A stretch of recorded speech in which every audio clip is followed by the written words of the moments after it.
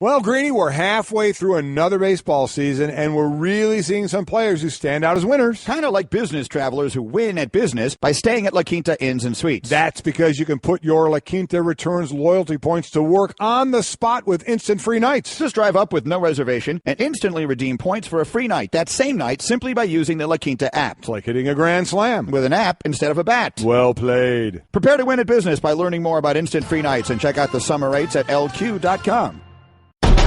This is the Best of Mike and Mike podcast. Subscribe now by going to the Listen tab in the ESPN app. The Best of Mike and Mike. Here we are, back in better than ever. Mike and Mike, presented by Progressive Insurance. Our guests on the Shell Pennzoil Performance Line. And the summer blockbusters just keep on coming. Forget about superheroes. We've got NBA stars. LeBron, Kyrie, Stephen A. What a day yesterday was as we just sit back and watch the NBA season soap opera, and that's what it is, playing out, Golic, in real time, directly in front of our eyes, all across social media and beyond. It really is, and that's where we are, because there are so many other important actual things going on in the world of sports than to hear people bicker at one another. I mean, I can't think of one. It's ridiculous. It is just ridiculous, but we can't avert our eyes. I love it. As I said, NBA Twitter is the best Twitter, and the NBA drama and beefs are the best beefs out there, and they seem so petty, it's just ridiculous. You know what's funny is that yesterday you did your imitation of these NBA stars as though they were like middle schoolers. Yes, yeah, like 10-year-olds, yeah. And a little older than 10-year-olds. Okay, I'm 12. Maybe slightly older. 13. For the purposes of that I'm about to make here, what age do you want like them to be? 13 or 14. 13 or 14. And then I thought, oh, how funny and what a cute example for Golic to use. And then I got home and my son Steven said to me, did you hear Kyrie unfollowed LeBron on Instagram? Go. How old is your son? He's 14. There you go. And I thought to myself, that's exactly it. You weren't kidding. Yeah. Oh, I'm not. And right when Steven said that, there should have been the sound. Dun, dun, dun, dun. I mean, yeah, that's what it should have been. We had an unfollowing. It's unbelievable. And then it's LeBron clapping back at Stephen A. And, of course, Stephen A. doesn't back down no matter what. You know, so, ooh. I mean, are you kidding me? I mean, holy – but thank you. Thank you, because we're getting through July to training camps with all this stuff. So we really appreciate the idiocy. You know, the bigger they are, the harder they fall kind of a line goes in with this. NBA stars are any number of things. Among them, they're the biggest celebrities we have. Mm-hmm. In our little world of sport, in this little niche that we occupy in the sports world, they're the biggest stars we have. Couple quarterbacks, sure, sort of go in there. You know, maybe Tom Brady, Brady and Rodgers, I think that's those it. two guys, like sort of go in there. But as far as like true, bona fide, dyed-in-the-wool celebrities, LeBron James and Kyrie Irving are that. In the same, every bit as much as the people that are in these trashy magazines you love to buy on airplanes from the sports world, the LeBron, the Kevin Durant's, the Kyrie, you know, the Chris Paul making the new, all these guys, Paul George. I mean, at different times, you're exactly right. They're the standout talk, especially now. Not only with the. I guess people would be at least a little bit interested in sort of the salacious details of their lives, the way people pay attention to those of movie stars. But when it comes to the athletes, their personal life is this stuff. Yes, it is. This is the drama. Right. This would be like when Brad Pitt and Angelina Jolie broke up, and those two names accounted in some order for 8 of the top 10 trending topics on Twitter for like 2 days.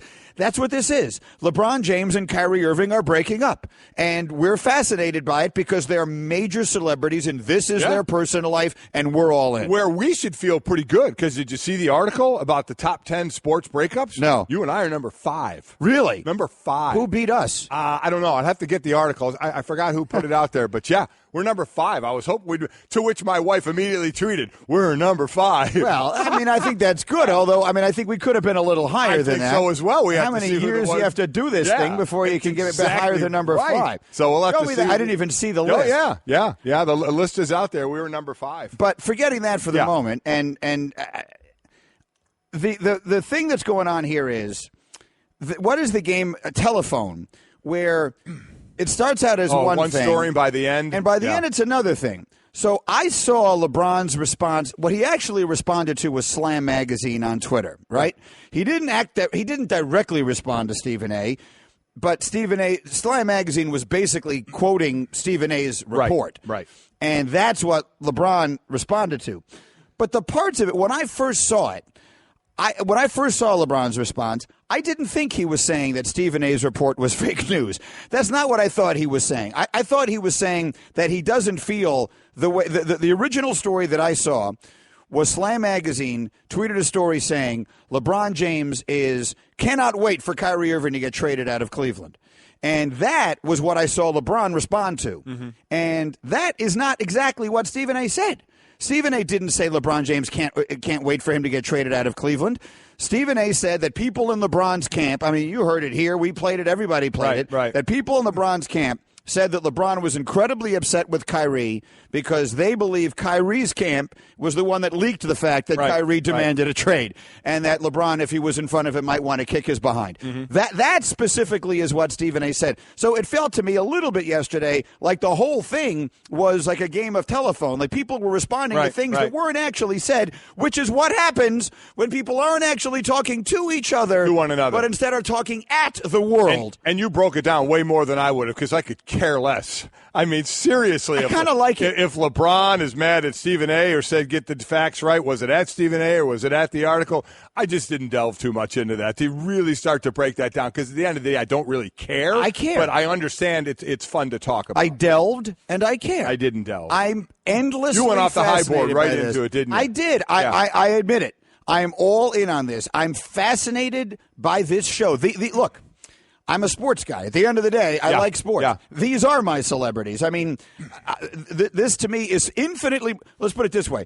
It has greater, well, I'm not going to say it has greater consequence than a married couple breaking up, because it does not. Oh, God, no. With kids. But I mean, if these two guys do part, it will impact my life as a sports fan significantly more than a Hollywood couple splitting up. Again, I don't want to equate that as a marriage and there are kids and all of that, but that's their life and it isn't mine, whereas this is all of our lives. We're sports fans. This is the second best team in the NBA and the only one that has any conceivable chance of making next year in the NBA interesting, breaking up before the season even starts. A couple things. First, it gets me through July. That's my main thing. Listen, I'm going to be flat out honest about this.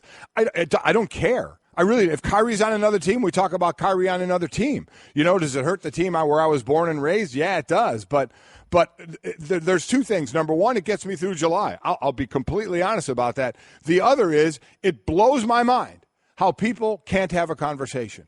It eternally blows my mind that people just can't talk. And then we get it all through text and social media. That's how conversations go, that the art of an actual face-to-face conversation, a telephone conversation, God forbid that happen anymore, ever happen. That, out of all this stuff, that's what blows my mind the most, that people just can't have a conversation. Because other than that, I just chuckle at all of this, again, and say thank you, because camps are about ready to start in both NFL and college football. We can start going in that direction. To take that to a slightly another level, that might actually be a function in this particular case and going forward generationally. Yeah, right? Absolutely. These are people, yes. Even LeBron James, who's 32 is of a generation, and certainly a generation younger than these guys. I mean, the generation that your kids are and my kids are, they don't really have conversations. No, they do not. I mean, the art of that has sort of been lost. Even a phone conversation. At this point, my children consider texting to be a dated medium. They only correspond with their friends via Snapchat. Listen, I agree. I'll have a phone conversation every now and then with my daughter Sydney, who's 20 to 22 years old. 21? She's 22. She's 22? Yeah. 22. Thanks. and 2 minutes into it, she'll start to get aggravated at something because we're talking. And I'll be like, okay, I'm gonna hang up and text you, okay? Because it just doesn't flow with them. People that generation could have a complete conversation in emojis, and understand absolutely everything they're saying. Blows my mind. It's amazing. But it is the reality of it. Yeah. Now, I don't think that accounts for this exactly. The LeBron-Kyrie thing is a couple of levels beyond that. Agreed. And the truth of the matter is, I don't really know what's going on, and maybe that's why I'm so fascinated. Does Kyrie want out because he just doesn't want to play in the shadow of LeBron anymore? Or does he want out because he wants to get out while the getting is good because he can see after next year LeBron's gone and they're going to be awful and he doesn't have any confidence and they're probably not in the going to organization going forward. And they'll never trade him then. Hang on to him, yeah. And they'll still have one more year left on his deal at that point. I personally am very curious about the answer to that because I think it will inform a lot of things. I've always been under the impression that guys loved playing with LeBron, that LeBron's teammates, in some ways, unlike the other, if you look at the greats, Kobe Bryant's teammates, I think, found him very hard to play with. Michael Jordan's teammates definitely found him hard to play with. I've always been under the impression LeBron's teammates loved playing with him. Well, see, that again is where we don't know. One thing you do know is if you play with LeBron, you're just about guaranteed. I won't use your 100%, but you're pretty close to being guaranteed going and playing in the finals. But I don't know the insides of that. You start to hear the stories about the friends being able to go on the planes and others not. I don't know how much that affects people's grind on day to day, but what I do say, and I've said it and it's true, is there's a hierarchy everywhere. Yeah. Everywhere in every sport. To what level just depends on the player and the sport. So that's what I don't know, the inside of that too. Yeah, we get to go to the finals, but when you're with the same group every single day more than your family, maybe some of it does get grating. Maybe now you're to the point I won a championship. I got to the top of the mountain. I'm 25 years old. I need to move on from this stuff. I don't know. I don't know. We're not there to the day because on the outside looking in, you would say, oh, my God, you play with LeBron, you're going to the finals, you have a chance for a championship. Who wouldn't love that? Well, you know what? We're not in the day-to-day. And the day-to-day is obviously the reality of not what we see sitting back saying, wow, what a rosy, great picture that must be. Correct. And it isn't as though he hasn't been a star also. Right. Like, yeah, LeBron's the star of the team. Yeah, it's LeBron's team. But Kyrie his star has only risen completely exponentially since LeBron's arrival. Everyone knew Kyrie Irving as the number one pick, and he was a good young player and developing before LeBron got there, but he's on terrible teams. He wasn't a major star. And then LeBron gets there, they're in the finals every year, and now he is a superstar. So it's also not as though he's not been able to flourish, he has been a star, and all of that. And it's got to be tough. The only star better than you on your team is the greatest player in the game today. Right. I mean, that's either good or it's bad. Like, exactly. Everyone wasn't meant to be Scottie Pippen. Scottie Pippen, and I know I keep repeating this over the years. I mean, I was there to watch this. Scottie Pippen, there were many times he didn't love it. There were many times he didn't love just always being number two. But he recognized the value of it, and he was generally good with it. Now, moving on, to use the analogy you just used about star treatment, I'd love to hear about some examples of that you saw during your career. Because what I remember was, in those days, players didn't take games off. There was no resting during games. No. But Phil would give guys practices off. So if they had 3 games in 4 nights, Scottie Pippen and Michael Jordan wouldn't practice. Mm-hmm.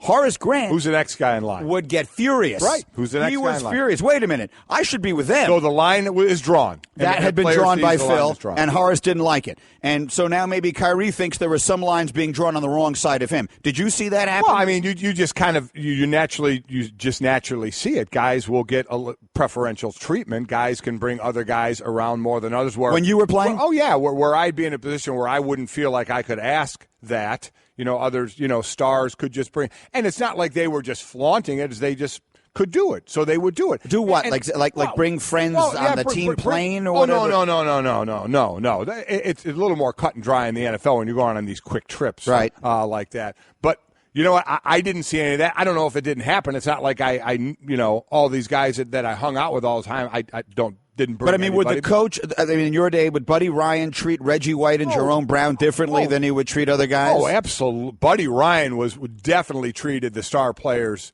differently. But you know what? He's not alone in doing that. Right. Again, the Jimmy Johnson story of cutting a backup who fell asleep, and you think he's cutting Troy Aikman in a meeting. If he fell asleep in a meeting, you get treated differently. It comes with the territory. You absolutely know that's going to happen. You understand that. But to your point, there's a difference of me getting treated differently than Reggie White. But you have Reggie White, You have Clyde Simmons, you have Jerome Brown, you have Seth Joyner, you have Eric Allen. So if you have those guys and more, I don't leave people out. What if Buddy only preferential treatment to 3 of those? That's more along the lines of, now there's Horace Grant saying, well, wait a minute, I'm not going to feel slighted, Mike Golick, but if Eric Allen is left out of that, is he feeling slighted? Or Seth Joyner left out? And I'm just using those names because we had a lot of stars on that defense. Yeah. But so what if the line was there? Would there be bad feelings? So that's what I'm talking about. And all those guys were treated really, obviously, really well by Buddy. I'm just trying to make an example of this. The other thing I'll say is, of the ones you mentioned Kobe, you mentioned Jordan, you mentioned LeBron. Only one of those guys played with somebody else who was equal. Jordan never played with anybody equal. Right. LeBron never played with anybody equal. It was Kobe, and it was Shaq. And how'd that work out? Very badly. But very great, but then very badly. Right. 3 championships, and you thought, my God, where could this thing go? And they just couldn't deal with it. They couldn't handle it, the two of them, because they were both alphas. They were both Batmans. They were both Supermans. And that's never been an issue with LeBron, even though when LeBron went to Miami, they were trying who's going to defer Dwayne and Chris Boswell. But it went exactly the way everybody thought. LeBron's the best player. LeBron's going to have the ball. LeBron's going to decide what to do with it. That was never an issue in going back to Cleveland that he was going to be the man. It was only out of those 3 examples, it was Kobe and Shaq who were both the alphas. We're Mike and Mike, presented by Progressive Insurance. More independent agents sell Progressive Insurance than any other brand. Find an agent at Progressive.com. Now that's Progressive. Skip off the top here because this is really the meat of the conversation. Maybe quickly, in the beginning of that Kobe Shaq was more the alpha, maybe because Kobe was younger coming in, obviously. Yeah. So, but as they certainly developed, they turned into both alphas on the same team. Yeah, and all kinds of things happened in that relationship and happened to them. And look, that was a soap opera too. Without a doubt. I mean, in every conceivable way, that was a soap opera that played out very publicly. Good little illustration from Hembo of the way Kyrie's star has risen.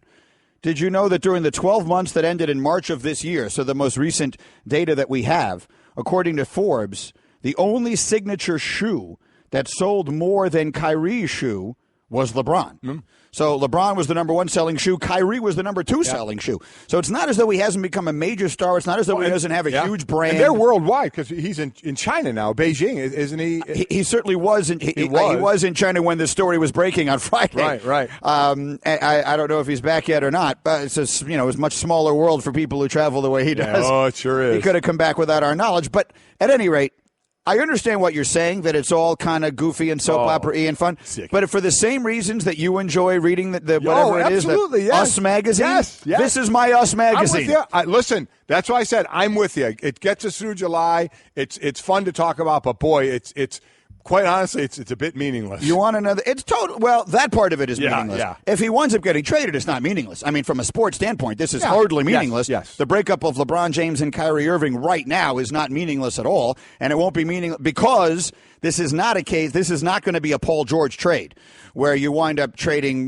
guys named Oladipo and Sabonis. Right. This is going to be a trade that is going to involve potentially people named Anthony or Porzingis, but probably not. Or major names. Like you got people in Phoenix reassuring Josh Jackson he's not going to get traded. This is going to involve other significant players around the NBA. So this is going to be a big deal, I think. Did I see on the 6 last night that the odds still said he was going to be back in Cleveland? I think it was still 1-1 that he was going to be back in Cleveland next year. It just popped up on the screen. Can you read that? The odds that Kyrie will play where he'll play next year: Cleveland 1-1, Knicks 4-1.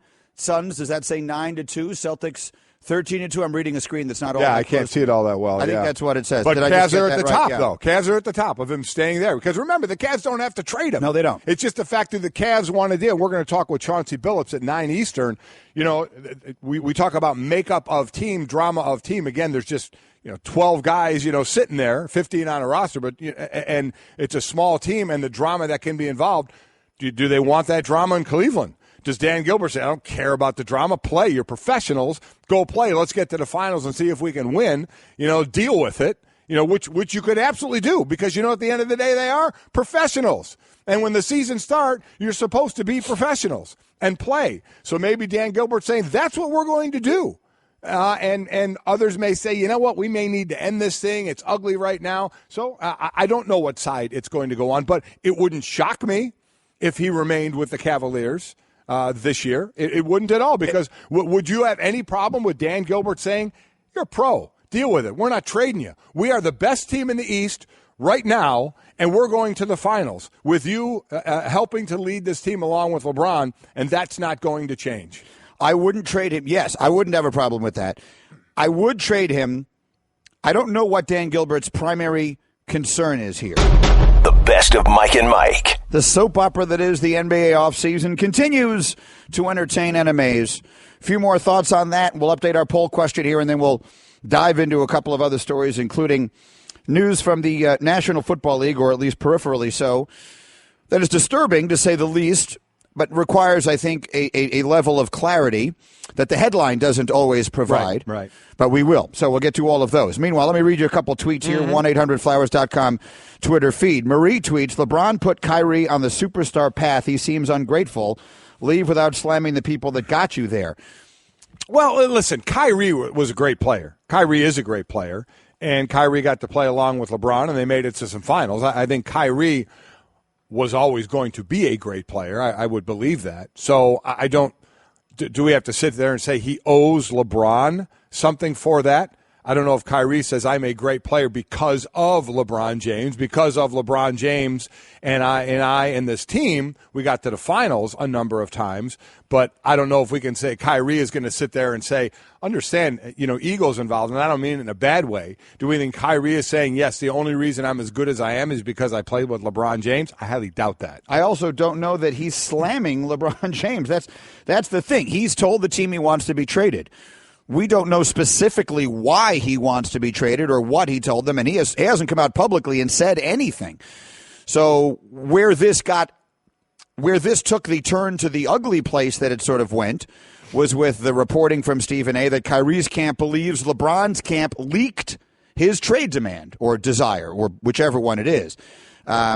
That's where it turned ugly, but at least there's certainly been no public slamming of Kyrie by anybody. That's why we don't know. We really don't know the inner workings of all this, and it still blows my mind that somebody you think could help get the two guys together and actually have a conversation. How about the coach? So you brought up the general manager. Ty Lue is sort of the hand-picked coach. He's well-regarded, well-respected. Seems to be well-respected, so maybe that's a guy that could do it and say, hey, understanding that if the GM and the coach are trying to do this, they have maybe a little bit of bias toward keeping Kyrie because they know that's what can happen. But really, it's just to get them in a room and basically let them talk. Say, hey, guys, what's going on here? Are we past the point? And you know what? And if you get in the same room and you realize you're past the point, then you're past the point. Okay. But to me, that's the best way to find out. But I don't know if we'll ever find. I have no idea. No clue. If you read the book that Brian Windhorst and Dave McMenamin did about the Cavaliers championship season, there's a great story in it about Ty Lue getting into LeBron during Game 7 of the NBA Finals. And LeBron going right back at him, and one of the teammates, now I can't remember who, saying to LeBron, you're not doing what you said you would do. You're not listening to him. You're not following him the way you said you would. And LeBron took that out on the court and wound up playing one of the great second halves of all time with the block and wins the championship. So Ty Lue has, I believe he has the respect of those guys. Are they beyond the point? Look, it may not even be like this thing seems to have disintegrated to a place now it probably didn't have to go. I mean, Kyrie's desire to go play someplace else is certainly not unheard of, and it doesn't necessarily have to mean those two guys hate each other. Right. So who the hell knows? At this point, I'm with you. I completely agree. So we keep speculating, or we have guys trying to find out from camps what's going on. So we get some information, then that information is refuted by a person, by one of the actual people involved in this. So what direction do you go? What direction do you believe? I don't know, but fun to talk about, as we said, like, my trash magazines. And one more thing before we move on. So we have the poll question up at Mike and Mike on Twitter. The Cavaliers have three options regarding Kyrie Irving. Which one would you choose? A, keep Kyrie. B, trade him to try to win now. Mm-hmm. C, trade for the future. Right now, trade to win now is leading slightly, but they're all kind of tightly bunched. It's actually pretty close, yeah. It's an interesting question, though, that I brought up during the break here. Is there a trade that could theoretically happen? I mean, don't say for Kevin Durant. A trade that you could reasonably see happening that puts Cleveland closer to winning a title than they are right now. I don't see it. I don't either. I don't see it I at don't all. think there's a trade out there that you could reasonably. Don't give me Anthony Davis. They're not trading it's not Anthony going to happen. Davis for Kyrie Irving. It's not going to happen. Let's just not throw out big names. It's not going to happen. Yeah, I'll stand corrected if they do. Yeah, I cannot imagine they're going to trade No. Anthony Davis for Kyrie Irving. From basically all we're hearing is they're not going to get value back, the most value that they can. So I mean, if the Knicks are offering you anybody but Kristaps Porzingis, what is that? That's like offering you anybody but LeBron James. What did Chris Haynes bring up last night when he was talking to us? He brought up Boston, a package that could potentially include Isaiah Thomas, Jaylen Brown, Jay Crowder, and a draft pick. So if we're talking about win now, forget the draft pick, but it's certainly nice to have. As far as winning now, you get some depth with the other two, and then Isaiah Thomas, that's a step down. Isaiah Thomas is a step down from Kyrie Irving, but it's not falling off a cliff. No, I agree with that. I agree with that. What did they really miss? What do they need against? One of the things they needed against Golden State last year was guys to defend on the perimeter, athleticism, length. You get a little more of that with those with the other guys. Other guys, right. It's not terrible. It's not terrible. Of all the thought processes out there, getting those three, because you were talking about Minnesota, you're talking about Wiggins, who's certainly a nice wing player. I don't know that they would do it. Minnesota would want to give that up. But I don't see Tom Thibodeau trading for a guy who doesn't play defense. I agree with you, but given those two scenarios of Cleveland would certainly be still in a good place, but I don't think better than they are right now with Kyrie. You want to talk about a major trade that would thus be taking place. Again, this is pure speculation, but if it did, between the top two contenders in the conference. I mean, that doesn't happen often, right? That you've got two teams that met not at all. As non-competitive as it was.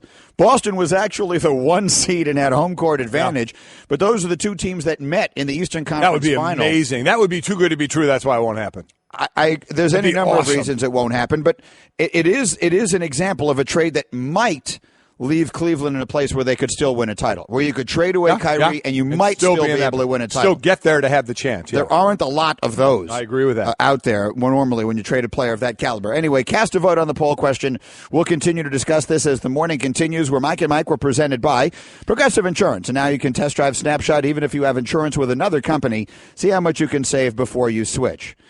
All right, the headlines yesterday were stunning and jarring and significant, but also require some explanation.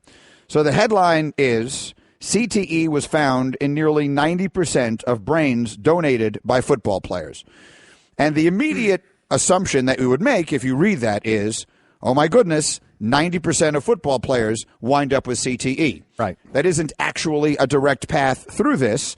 And Dr. Ann McKee, who's the neuropathologist who examined the brains during the study, isn't pretending that it is. So you get the data, you look at it, you come up with a very, very not inaccurate headline. Well, the headline said 110 of 111 NFL brains have CTE. So, to Ann McKee's credit, she doesn't write the headline. Correct. So that's because a headline now in social media is just what newspapers would do, right? The person who wrote the story didn't write the headline, correct? You correct me if I'm wrong, but they did not, right? Well, certainly in newspapers they did not. Right. So that's where I'm going. So the newspaper, they're not, but the headline, what's the headline meant to do? It's meant to make you want to read the story. So now we're scrolling through our social media and you see 110 of 111 NFL brains have CTE. Click. Right? Of course. You click it. So that's what you're going to do. It wants to get clicks. And I guess that's what I would urge is click it and read it, the whole thing. Research on 202 former football players found evidence of a brain disease linked to repeated head blows in nearly all of them from athletes in the NFL, college, and even high school.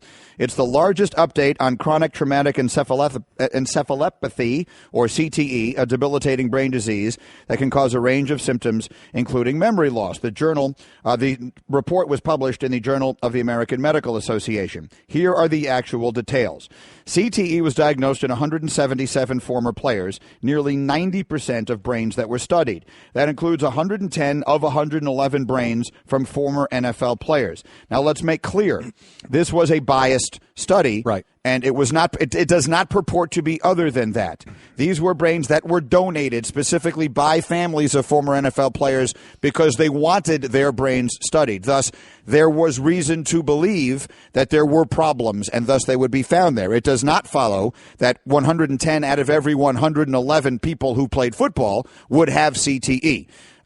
It is, however, in and of itself, a startling and disturbing finding that 110 of these 111 former players were found to have CTE. The family of the one that did not or was not found to have it did not want his name released. So we do not know which one player did not. There was no finding of CTE in his brain. But those are the big picture facts. We can get into a little more small detail, but of course, Mike, people will want to hear your reaction. They will, and that's why I would say click it and read the entire article. Are we finding out more and more about CTE? Yes, we are. But and so many people, because then I found an old, not an old, but it isn't old at all. It's pretty recent, an article from Yahoo, and this one is from the New York Times, I believe, right? And there are people that are questioning both outlets, and I don't care about the outlets because I'm reading the quotes of doctors. So I don't care about the opinion of who's writing the article or where the article is coming from. I'm talking about doctors, whether it's Ann McKee, or other doctors from and other articles in what they're talking about and what more study we need to do. There was a study in the Journal of the American Medical Association just a month earlier to this one that was titled "The Association of Playing High School Football with Cognition and Mental Health Later in Life," and they took a group of 9 people who played in the 1950s. 4,000 former athletes played football in the 50s. There was no statistical or clinically significant harmful association between football in high school and increased cognitive impairment or depression later in life on average. Now, again, you take that and you say, okay, but it's the 50s. Football. So even something like that people may want to use for the other side of this, but you still have to take that with a grain of salt and say, wait a minute, football's way different than the 50s. They didn't have face masks at some point in there, so they didn't use their head. They didn't use their head as much. So there is still statistics and situations that you have to kind of look at and what are you reading? I'll go to another one with Ann McKee. In May, she spoke at the U.S. Department of Veteran Affairs. They put on a Brain Trust Summit, and McKee was the featured speaker. And one of the things she told the audience, there are millions of innocent people that are at risk with early stages, are very symptomatic and show irrational behavior, personality changes, and often suicidal. She said there are millions of innocent people that are at risk. She was called after this and interviewed by phone after this and asked about that comment. And she basically, when asked if millions are at risk for this suicide, she said, well, we're not there yet. But that's the concern. We have a lot more studies to do. There's evidence that things like this lifestyle and economics have something to do with CT. We're not ready to make sweeping statements. But what's the headline? Millions of innocent people are at risk. And that's the issue. And that's not Ann McKee's fault. She didn't, again, make the headline. But when that's the headline that you read, but then she's talked to by phone later and gives all this other information, that's what you want. So should the headline be millions of innocent people are at risk, or we have a lot more studies to do? Every time I say there's a lot more studies to do, people want to yell at me, think all I do is defend football. It's a doctor saying it. Doctor after doctor after doctor saying there are more studies to do. They want to know, are steroids involved? Are opioids involved? Is depression involved? Is depression before CT? Does it lead to that? There's more studies to do, and there need to be more studies that are random studies, not biased studies. Mark Hersig, I hope I'm pronouncing that right, Commissioner of Mental Health and Concussion Task Force Chairman, says it would be great to study the brains of all the famous musicians and actors who kill themselves and battle depression, addiction, medication. We need comparisons to the general population and others with mental illness to really tease this issue out and make better assumptions. Now, all that said, does repeatedly hitting your head in any sport, again, football gets the brunt of all this. There are plenty of other sports where the head gets hit, okay? Does repetitive head trauma lead to CTE?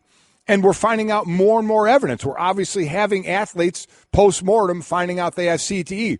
One of the great breakthroughs is going to be when we can do this test on living people.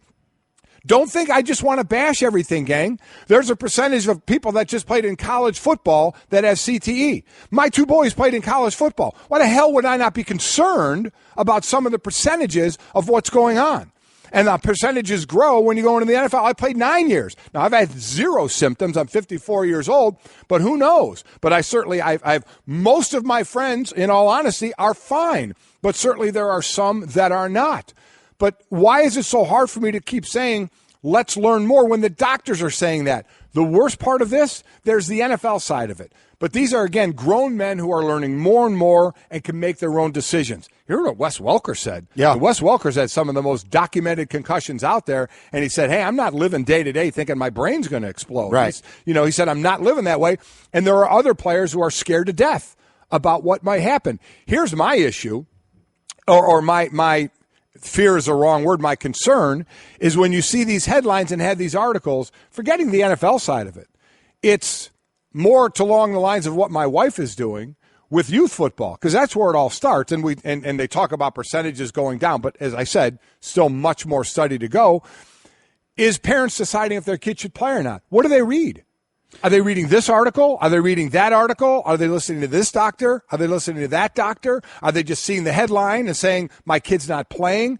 That's the people who you want to do the most homework, but where does their homework go? I had so many people tweet this article to me about the 110 out of 111, and I said, it's a great article. Did you read it? Did you read the whole thing through? And then I tweeted the other article out there that said there are other doctors who have different thoughts, but they all agree we need to learn more. There's no doubt repetitive head trauma is going to have some effect on you, but let's continue to find out what it is and read all the information out there. And that's what I say to the young parents out there. If you read what you read and decide your kid shouldn't play, then that's fine. But there's a lot of information. That's who I feel for.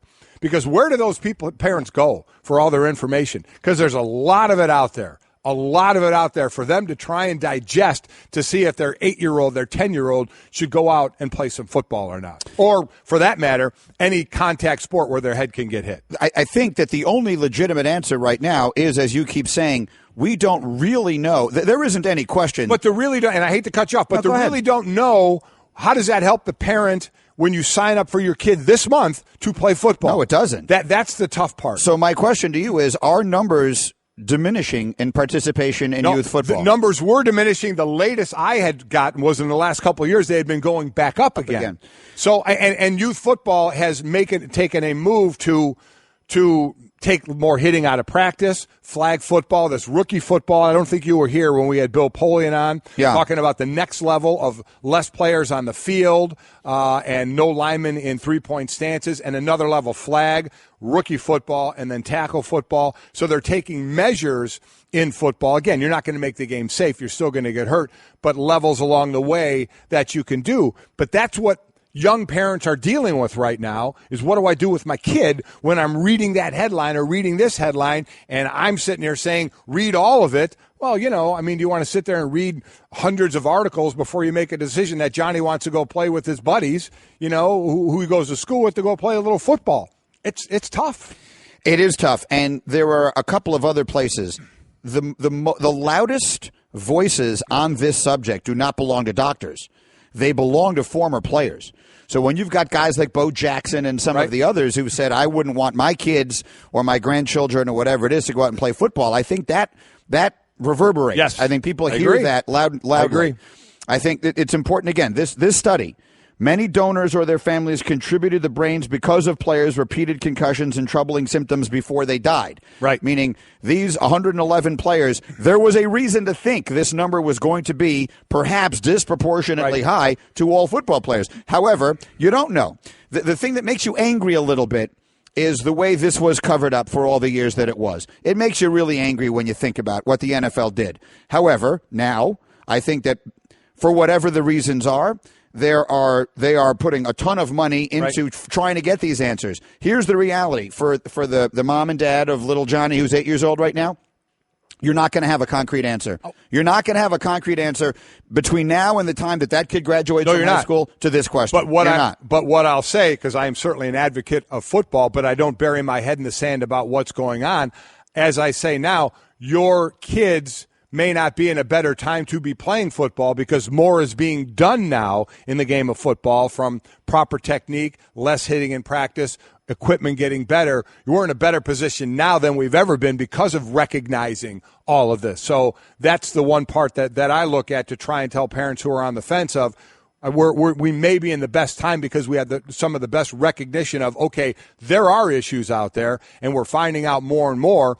But you read that one side of it that really looks damning on one side, and another doctor saying without population-level samples or more random testing, it's difficult to estimate the base rate of long-term dysfunction among professional football players, much less among high school players. So you get both sides of that. But you're right. The people that are making the decisions today, by the time their kids go through, there still may not be an answer. And you know what? You just read that sentence, and it's a complicated sentence. Yeah. And Bo Jackson saying, I don't want my kid to play football, Yep. is a simple sentence. Exactly right. You know what I mean? Yep. So if I agree. I've got an 8-year-old, I've told you this before. My son, I only have one son, and he never wanted to play football. He always liked basketball, and that's what he plays, and that's fine.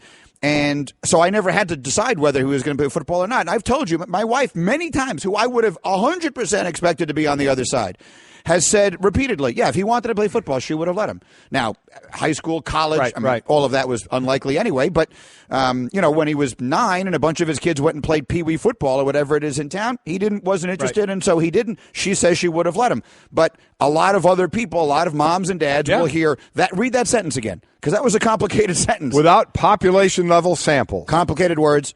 it is difficult to estimate the base rate of long-term dysfunction among professional football players, Complicated words. much less among high school players. Complicated Yeah, words. Bo Jackson, my son's not playing. Simple words. You wish they would write it in a way that was a little right. yeah. But I mean, do you hear my No. point? I mean, Listen, so when you're looking at information, you got this, I and that's understand what easy, you're saying. and that's hard to read. And I guess while hearing Bo Jackson, knowing who is saying that is going to have an impact, I would say, my point is, I would listen to doctors on the subject who actually study this and know more what they're talking about. But then you read doctors differing on it, and then you're like, okay, what the hell do I do now? Right, and doctors aren't famous, and a whole bunch Exactly of right. former football players are. This is the Best of Mike and Mike podcast. Well, Greeny, we're halfway through another baseball season, and we're really seeing some players who stand out as winners. Kind of like business travelers who win at business by staying at La Quinta Inns and Suites. That's because you can put your La Quinta Returns loyalty points to work on the spot with instant free nights. Just drive up with no reservation and instantly redeem points for a free night that same night simply by using the La Quinta app. It's like hitting a grand slam. With an app instead of a bat. Well played. Prepare to win at business by learning more about instant free nights and check out the summer rates at lq.com. The best of Mike and Mike. Joining us now in our studio is our NFL insider extraordinaire. That's Louis Riddick with perspective on this business with the latest CTE study, and then we'll get to some actual football, and then we'll get to some other business as well. Good morning, Louis Riddick. Good morning. How are you? We're doing great. We both enjoyed you and I watching Golick stirring his coffee with a Sharpie here during the break. I'm telling you, that's a D lineman for you, man. They don't care. No, don't care one bit. And then he like took the coffee off of the Sharpie. Well, I didn't want the coffee. I stir it. You know what, though? But then I don't want the coffee to drip on the table. You know- so In take the coffee off many the Sharpie. ways, though, I respect that. Though. Well- See, that's the thing. See, and if I have your respect, I'm happy. hey, I'm sure you care.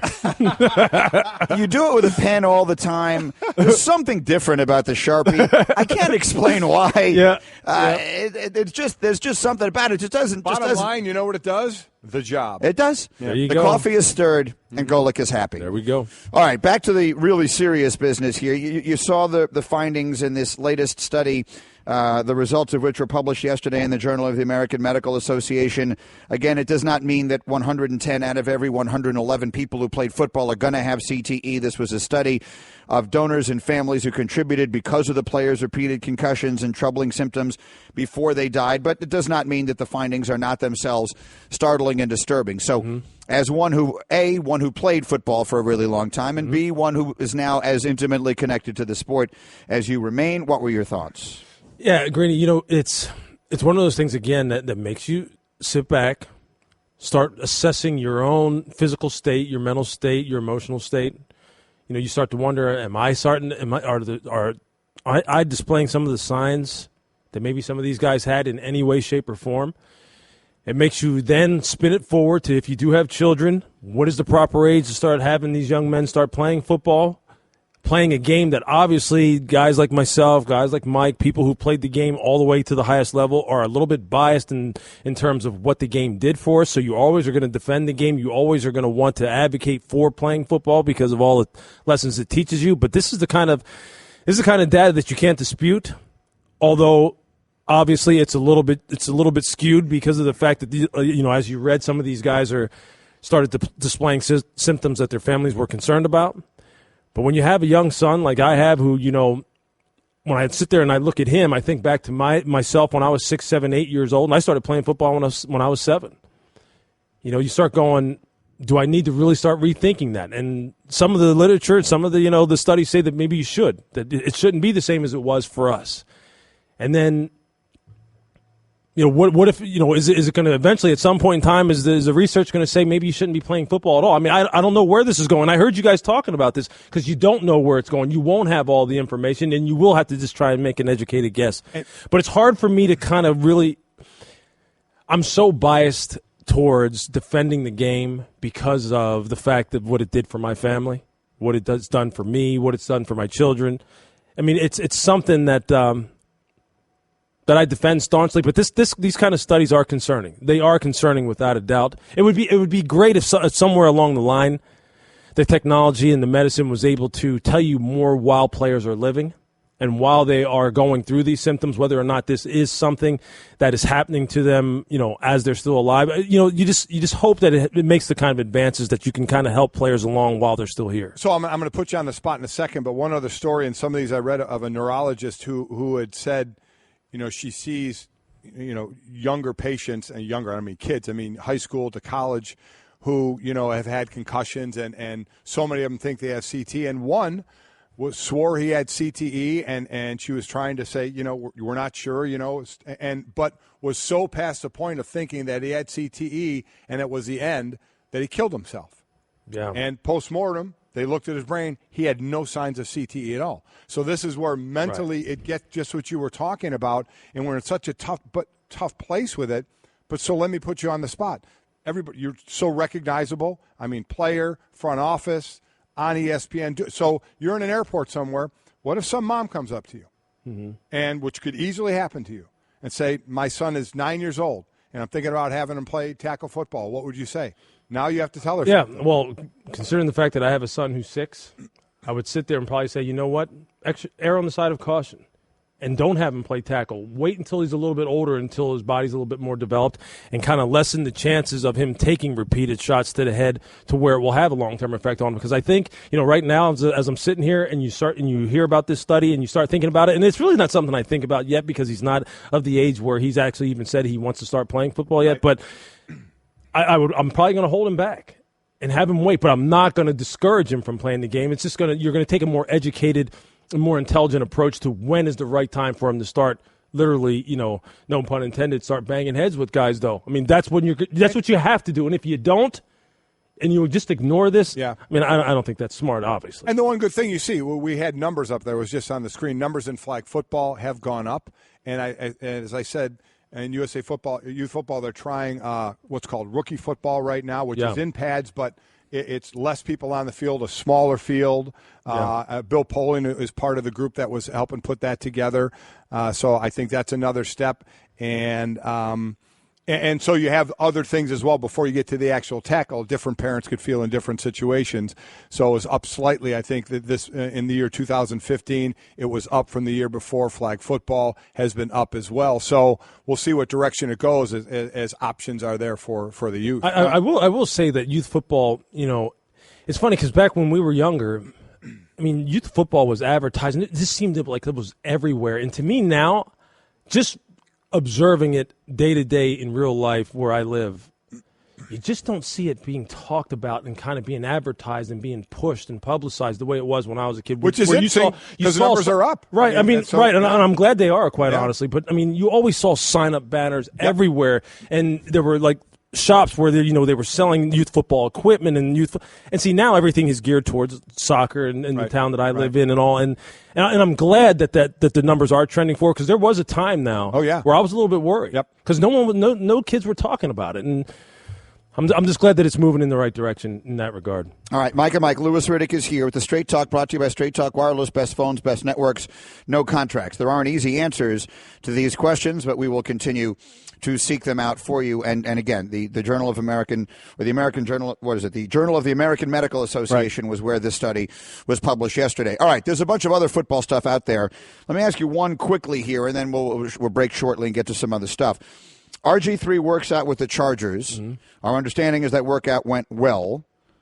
What exactly is RG3 now, and how do you believe that will inform the greater Colin Kaepernick conversation when people see a player like RG3 who I think by anyone's estimation is not nearly what Colin Kaepernick is at this moment as a player, and he looks like he's going to get signed, especially if he does get signed and Kaepernick continues not to? Well, I'll kind of take it in reverse order. Obviously, with RG3 having his tires kicked, so to speak, as they like to say in the NFL, it tells you really all you need to know about what is driving the decision-making as far as him getting a workout and getting a look and Colin Kaepernick not. And we know what that is. We know what the concerns are, and because they've been stated. I mean, the owner of the Giants, Mr. Mara, came out and said there's a concern there, even though that they weren't interested in the guy.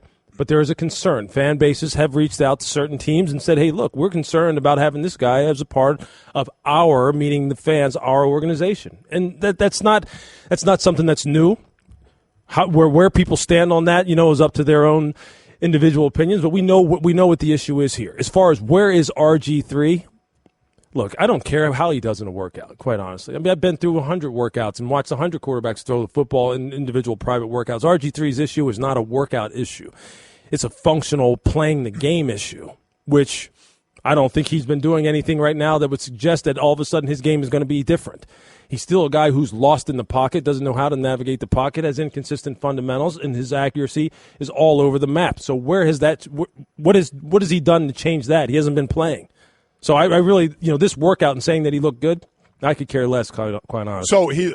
But he got a workout, right? And they said he looked good. As far as Kaepernick, do you think Kaepernick should be talking? Do you think he should speak? Do you think he should talk about a love for and say what NFL teams maybe want to hear? Yeah, well, I don't know if it's about necessarily what NFL teams want to hear, but I think if the fact of the matter is that he still loves the game and he wants to play and it's important to him and he wants to, be a part of a team, be a part of an organization in whatever capacity he can be and be supportive and be a positive locker room presence, which are all the things that the people in the know who were out in San Francisco and his former head coach like Chip Kelly have said he was, contrary to what some people have been saying about it, the fact that he was disruptive, which, Chip has totally disputed, then why wouldn't he come out and defend himself and say, hey, look, despite how I feel on these social issues, which I have a right to feel and people don't have a right to sit here and continue bashing me, I am someone who still loves the game. John Lynch, I think, spoke about the fact that that's what he should do.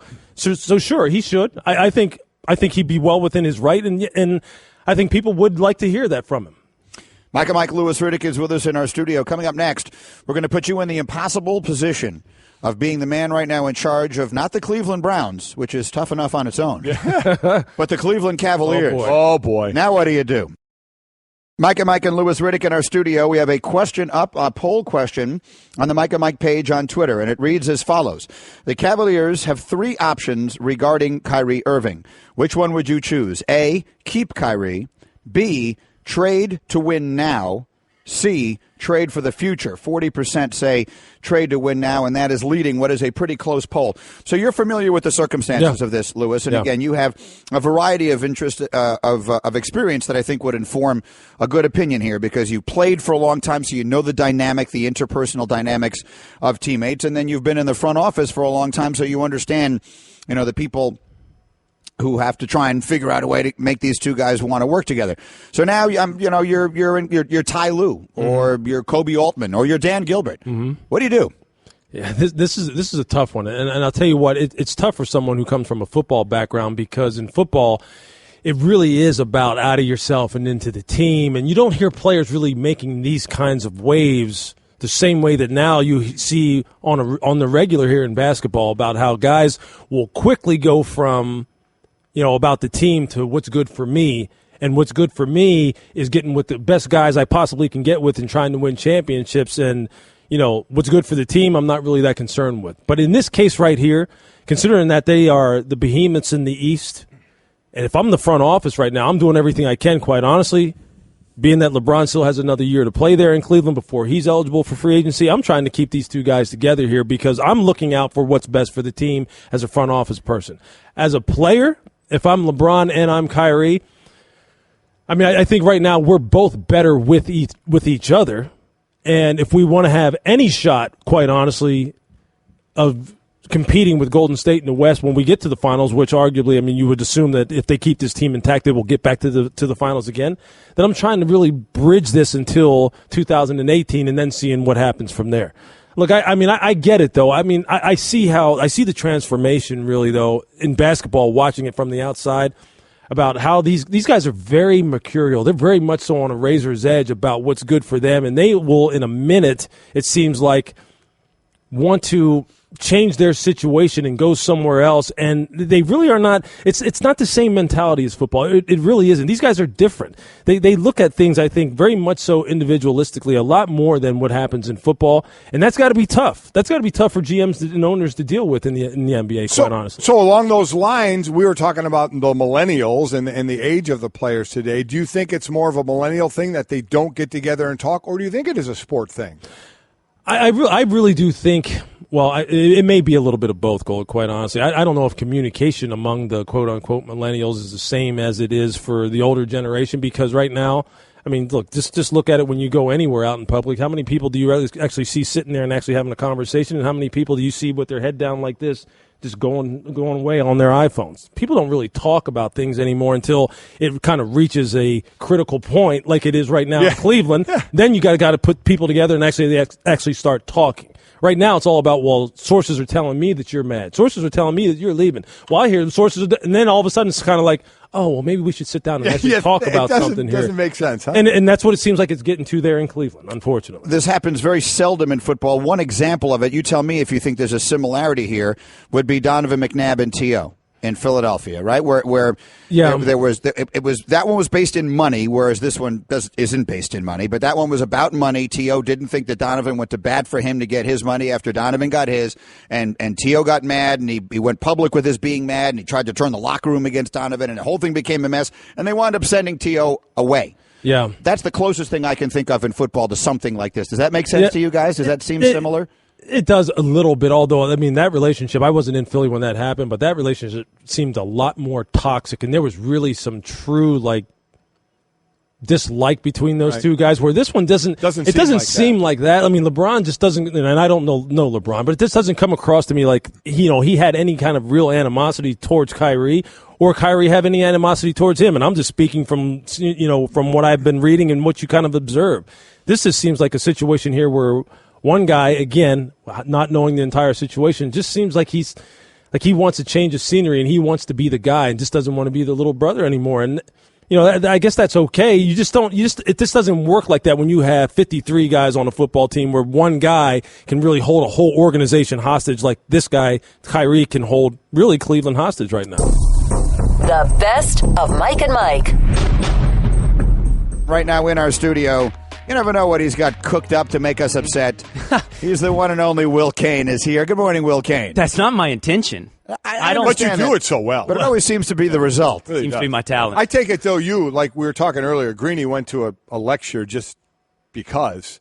And it wasn't just because. Yes, it was I told you, no, it's not Whatever. true. You went to hear somebody I was at a retreat, a board retreat, and Whatever. he was the speaker. All right. I wouldn't have gone. You could have skipped it. Who was the speaker? Does it matter? A professor of education who talked about something that... The last lecture I went to, I had to write a paper about it because I was in school for it. I'm going to go listen to somebody talk. Is the word you're looking for boring, or is it pretentious? Not interested. How about that? Well, that's in the boring I range. don't want to say boring. It could lead to that. I shouldn't say that because I'm sure there are some very good people giving lectures out there, standing at lecterns, as you said. Yeah, that's why I called it a lecture. Because it was at a lectern. He got up and spoke. I don't know what else to tell you. So So if he didn't have a lectern, he was just kind of walking back and forth, you would have not called it a lecture? Well, I would have called it a speech. It felt like a lecture. He is a professor, and thus is actually a professor of education, and thus it felt like a lecture. It felt like being back in college, but he was talking about a subject that I was extremely interested in, and it was great. So who has to defend this? Why do I have to defend this? It's like sometimes I will read a book. Now, if I may digress, I like reading books. There you go. That's what I'm saying. Again with the fancy pants books, Greeny. I will post, like on my Facebook page, some thoughts on the book that I read, and some of the reaction will be, "Oh, look at Mr. Look at Mr. Sophisticated reading books." Exactly. That's exactly what my post was. When did reading a book become something that was criticizable in any way? Read a book. Keep it to yourself. Okay? You can review seeing a movie. You go to a movie, you review the movie. Yes. I read a book, I review the book. People mock me. They make fun of me. They're like, "Oh, you think you're so fancy, so smart reading books." I don't know when we crossed over that line. It has nothing to do with you reading but it's a book. A bad line. It's more to do with Look at you with the words. Yeah, look at you reading books. All right, Will Kane, let's get down to the business here. We got a poll question up on our Twitter page at Mike and Mike. Yes. You're the Cleveland Cavaliers. You have 3 options. One of them, keep Kyrie Irving and just force these guys to figure something out. Option number 2, trade him for immediate help. Trade him for what you believe will give you the best chance, whatever is out there, to try and win it this year. Or 3, trade for the future, for a LeBron-less future that you're probably staring at a year from now. So some combination of young players and draft picks, etc. Our audience right now is voting on Twitter. Which one gets your vote? I don't think any of the options are good. I don't think, and I heard you guys talking earlier this morning, that Cleveland is in a position of strength. I don't like any of these options for Cleveland. So by default, I think option 3 is the way you have to go. Make a trade that sets you up for a LeBron-less future. And the argument is less that, hey, look how wonderful your options are on trading for draft prospects and first-year stars. It's more, look how bad the first 2 are.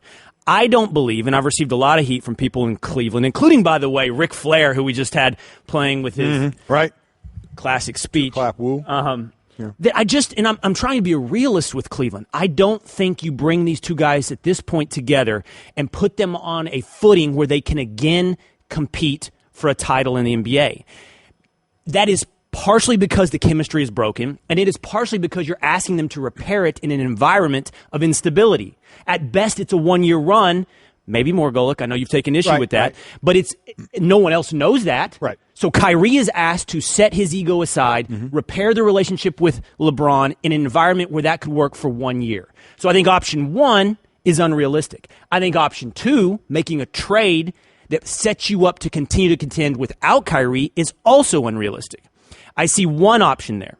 And again, you guys have talked about this morning. It's the rumored potential trade with Boston that would send Isaiah Thomas, Jay Crowder, or Jaylen Brown and a first-round pick to Cleveland for a Kyrie. That trade would allow Cleveland to continue to contend. But I think that trade is laughable from Boston's perspective. If I'm Danny Ainge, I laugh that trade off of the phone. If they call and try to do that with me, I know I'm being fleeced.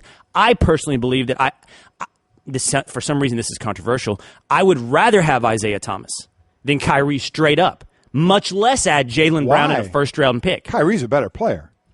That's the consensus goal. Look, I know I'm going against the grain on this, but whether you give me points per game, PER, I believe real plus minus, all of them go in Isaiah's favor. Neither one of them play defense. No, they so do. That's Isaiah's biggest critique is also Kyrie's biggest critique. So Kyrie's biggest feather in his cap is what he did in the finals a year ago. And honestly, Isaiah just hasn't been on that stage yet. I mean, he's also got clutch stats. So we can talk about all the three-pointers Kyrie hit to win games, but Isaiah's done it just in less pressured situations. Right. So when I compare apples to apples, they're fairly similar. And I just love Isaiah's grit. I just love his intangibles. That is interesting. The problem with Isaiah Thomas, hesitate. His biggest the biggest reason that I don't agree with you is completely not his fault, and it's just his size, which is there's just nothing he can do about the fact that he is as small as he is, and it is a detriment. Now, if he's not the most important player on your team, if he was going to play with LeBron forever, then I would say, okay, now you're getting somewhere. But I am of the school that I believe LeBron is going to leave unless, and this is why I chose option number 2, which is do everything in your power to win this year, because I think the one way LeBron doesn't walk away from Cleveland is if the last thing he does there is a parade. Yep. I think it is very difficult to win a championship and then leave. Yeah, but my only argument against you is I just don't think that trade exists. What is the one that continues to keep them as a title contender better than they are with Kyrie? Eric Bledsoe and Josh Jackson? I don't see it. No, it probably there's probably nothing that makes you better than Kyrie. But we're talking about keeps you at that level to contend. Now, when we say that level to contend, that probably means an injury to a Golden State player as well, or something happening to them where they're not at full strength, because them at full strength is still by far the heavy favorite anywhere. And then, go ahead, Will. I was going to ask you for more of a big picture look at this thing, which is just the dynamic of modern day NBA superstars and the total soap opera that this has become. And we've sort of seen it building to this. These guys, and Mike and I made the analogy this morning, these guys are movie stars, right? Movie stars, their lives play out on the National Enquirer and on TMZ and all that kind of stuff. And that's to a different degree what is going on here right now, because these guys are stars of that magnitude.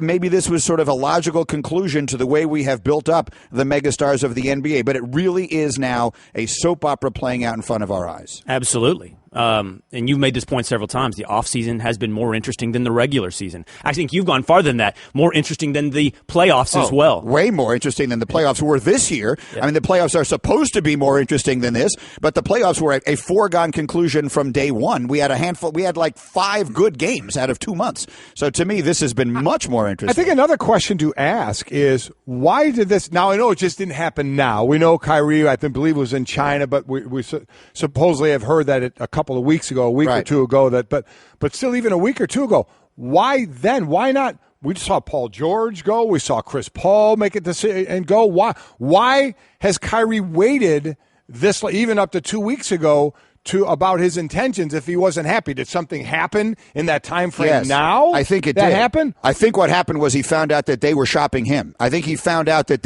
his name was in the Paul George trade talks, and that upset him. So this is what it takes. You find out your name was mentioned in a trade thing, and you become sensitive and say, "I want out." Then I think so. I can hear the unasked question in your voice, Golick, and I'm not saying that's right to be that sensitive. We're dealing with two things, I think. I think we are dealing with a generation of stars that are so sensitive to every form of criticism, actually everything that comes short of pure adulation, right?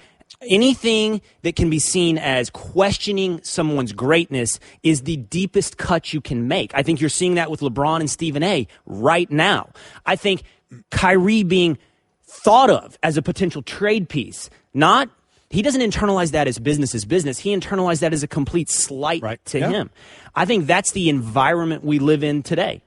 I agree with that. And listen, I don't think it's unique to today. I think it's wrong. I think you have to grow thicker skin. Yeah. I think, by the way, yuck is not the kind of criticism that deserves half of the team of the Boston Red Sox jumping up and clapping someone yelling at Dennis Eckersley. I don't think yuck. I think you guys know what I'm referring to. Oh, yeah. I don't. For the audience who doesn't, that was the remark that Dennis Eckersley made that seems to have made David Price so incredibly upset about someone else entirely that led to this confrontation on a team playing. On a team playing out publicly, as petty as that was. But here's what I'll say, and Will Kane is in studio with the Straight Talk, brought to you by Straight Talk Wireless, best phones, best networks, no contracts.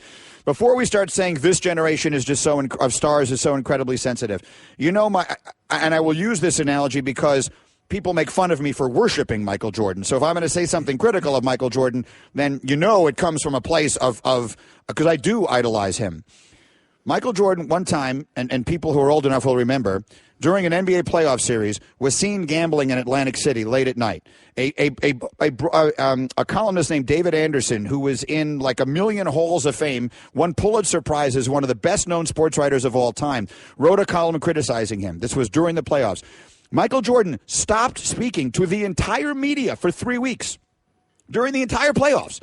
This was during the conference final and then into the final. He didn't speak to anyone in the media because of something that had been written about him that he thought was, now that one really directly attacked him in a little bit more of a way than this seems to be.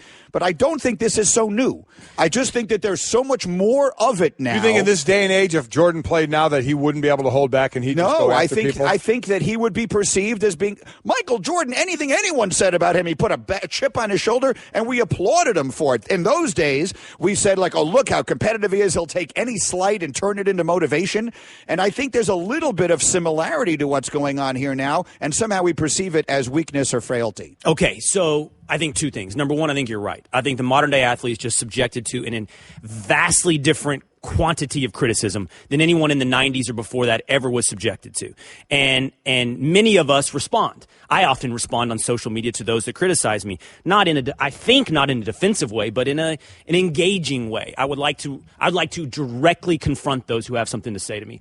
But secondly, and I'm going to defer to both of you guys, you have older kids than me. And I think the privilege of every generation is to think that the next one is taking us to hell in a handbasket, right? Yeah. That's what everyone does. My kids are taking. It's been happening since the 40s and the 50s, and the next generation was doing it. So I'm going to now exert my privilege. I have children; they're young, and I do think there's just a huge tendency to teach kids that they're never wrong, that it's someone else's fault, that you're always being victimized. You never have to confront the fact that you created the situation that you're in, or that you are the reason for your own problems. And I see it on the playgrounds. Greeny, I see it on the playgrounds, Golic, and I looked at it and I go, no wonder we wake up one day and we have stars that think they can't be criticized. Now, maybe your kids are older. I know at least one of your kids, Golic. Right. Maybe it was the same way when you were raising kids, and I'm just seeing the now. I'm not seeing 20 years ago. Listen, I know I was taught personal responsibility about, I call it wearing the hat. You wear the hat of responsibility. If it's your fault, you own up to it, and I tried to teach that to my kids, but I agree with you. I've how many times on this show have I said, my God, just admit your mistake, not the I confess he did it, where you don't accept responsibility or you blame something else. You blame a movie or you blame this or you blame, well, this happened because of another reason. So I'm with you there.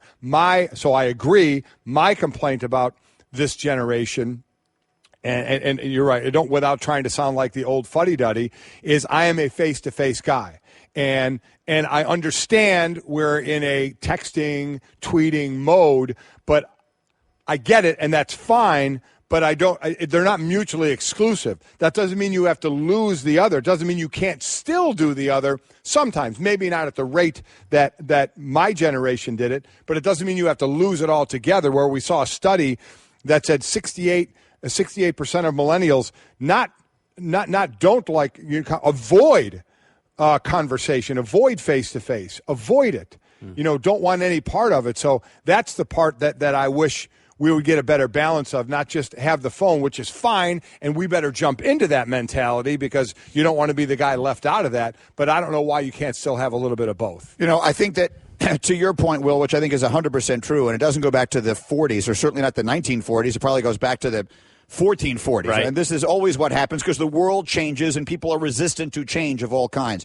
I actually, however, also think, I will always remember, as I was terrible in science, but the one thing I remember from science was the term homeostasis and what it means, which is basically the only constant in life is change. This stuff is always going to keep changing. So the world is just going to go on in that direction, and it doesn't make any difference if you think it's good, bad, or otherwise. That's the world that your children are living in. It's the only reality they're ever going to know. And the only reality that LeBron James and Kyrie Irving have ever known is one in which not only was most communication done electronically or technologically, but also they've both been superstars since they were 8.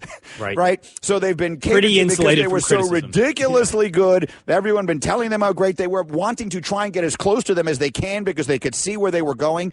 So everyone's life experience kind of informs where they wind up. Mike and Mike, Will Cain is here. I know that you're very into this other story, so I want to give you a moment to talk about that. And we haven't gotten to it at all here either, so it works perfectly. And that is of now former Cowboys wide receiver who has the least apt name of anyone I can ever think of.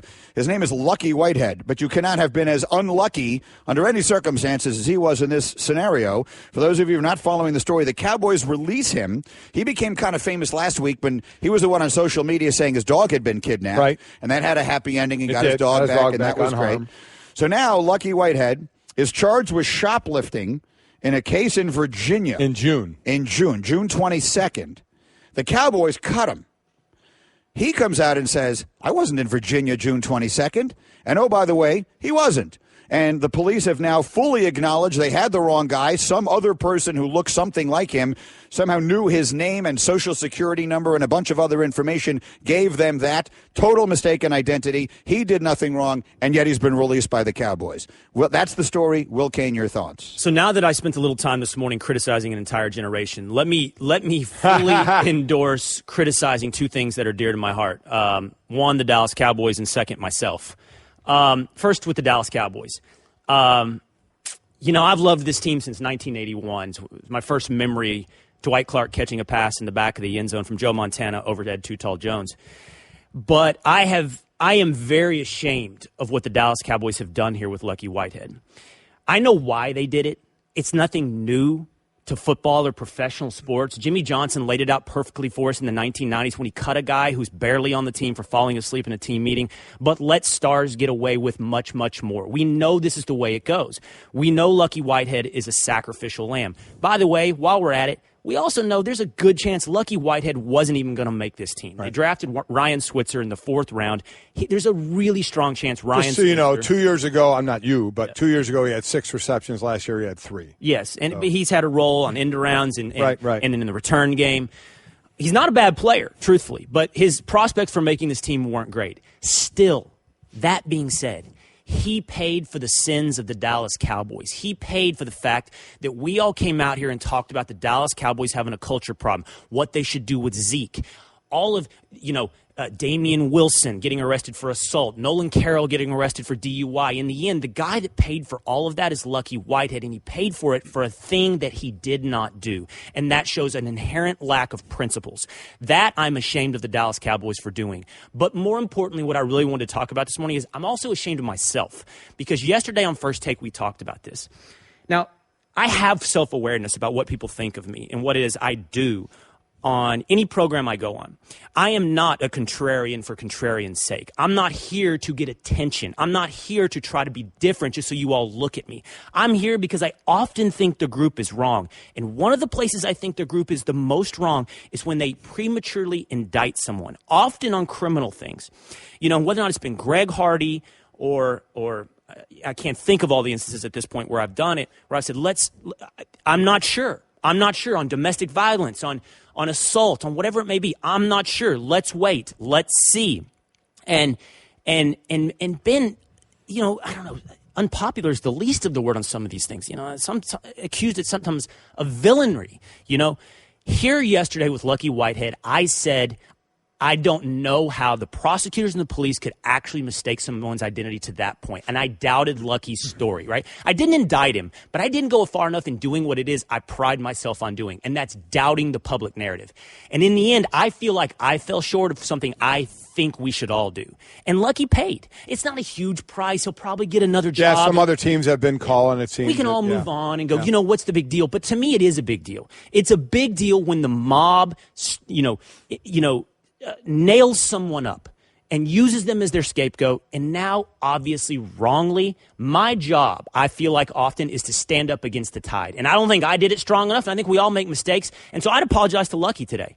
I don't think I could have saved Lucky's job. I don't have an inflated view of myself, but I know what I require of myself. So I would apologize to Lucky Whitehead on behalf of myself, and I would hope others would feel the same way, including the Dallas Cowboys. You deserved better, Lucky Whitehead. I thought the Dallas Cowboys handled it so poorly. Just by Jason Garrett doing the Marshawn Lynch situation. It's one thing when Marshawn Lynch does, another thing when the head coach of your football team does it.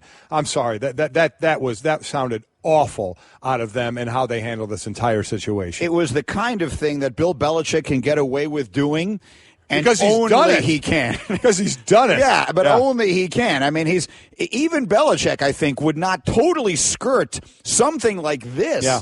The way it was done. I mean, Belichick got up there when the Brady thing was going on, when the Deflategate thing was going on, and he was quoting my cousin Vinny. Right. I mean, he actually addressed something that had to be addressed. In this case, this was something that had to be addressed. Just admit a mistake. Yeah. I mean, back to your previous point. Look, it was a mistake. Yeah. We thought he got arrested. We tired of all this. He's not the most important player on our team anyway. We made a mistake. Yeah. Just admit it. The world will move on. Exactly right. They will. You make it look worse. He knew it was a mistake. That's the most obvious thing that's coming coming Without from. a doubt. And by the way, I didn't mean to be sanctimonious, but I just feel, I don't know. I feel strongly about this. I like it when you're sanctimonious. I don't. Golick is going to look up sanctimonious as soon as the conversation. No is idea over. what it means. I just thought I'd say it. I said it in context, all right? Well, that was a lot of fun. Thank you, Yeah, as thanks. always. Thanks, We guys, look for having forward. The best of Mike and Mike.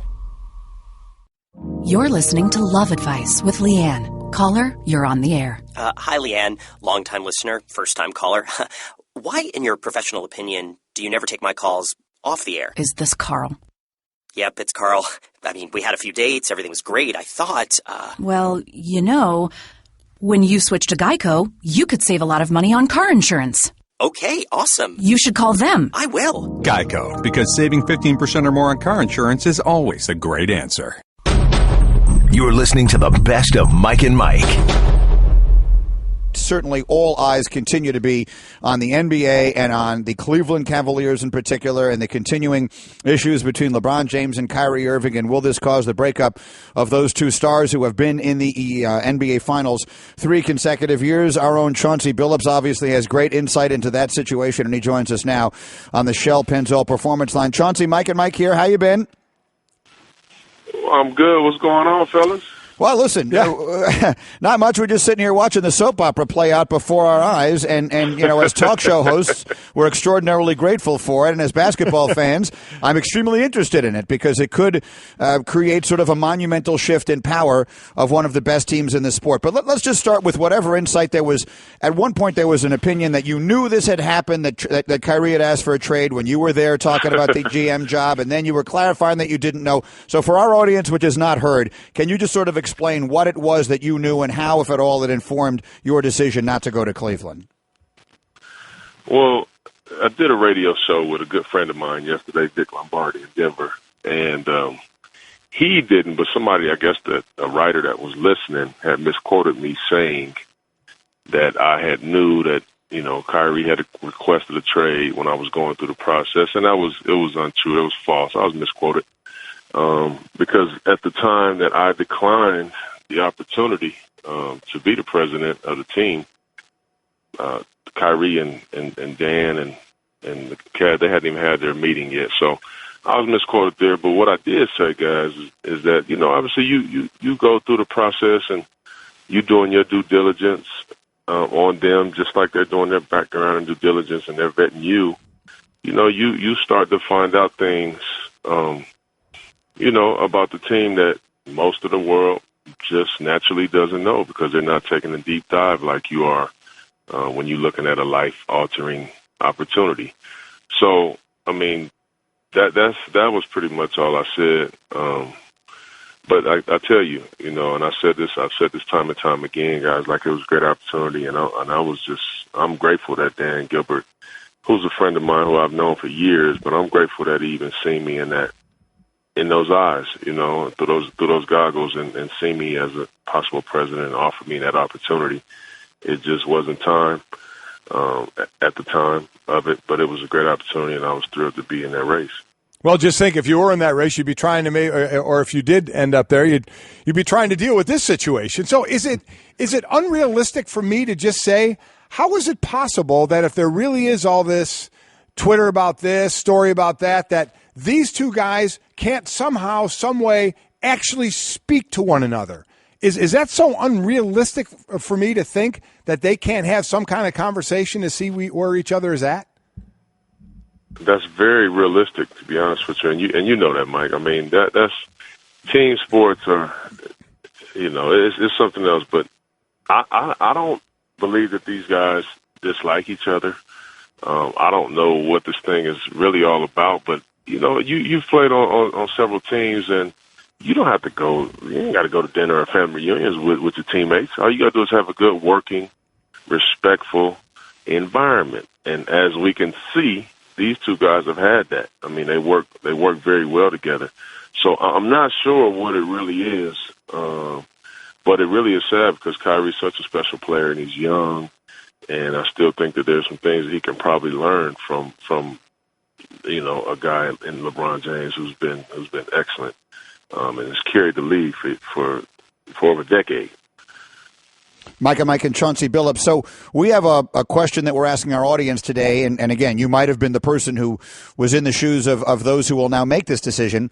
If you're looking at it, you really have three options now if you're the Cavaliers. You can keep Kyrie. You're not obligated to trading him, and you could just sort of tell those guys, look, work it out. We're going to try and win this thing again.